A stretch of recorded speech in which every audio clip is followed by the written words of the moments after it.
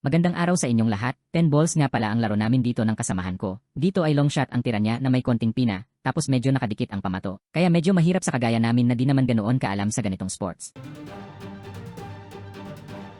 Hindi pumasok ang tira niya at dito ako naman ang tutumbok ng 8. Medyo mahirap kasi pipina ako ng konti at papapasukin ko sa side pocket. Sinisipat ko ng maigi para pumasok at syempre, kailangan ay tama lang din ang preparasyon sa susunod na bola.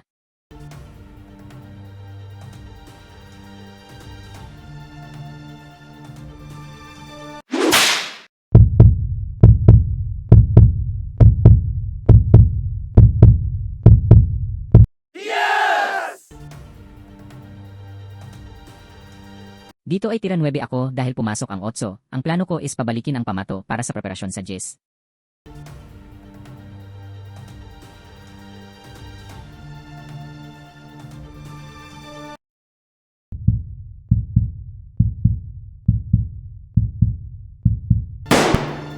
Buti na lang at pumasok ang 9, pero mahina ang naging hatak ng bola kaya dito ay pipina ako sa Jis para pumasok.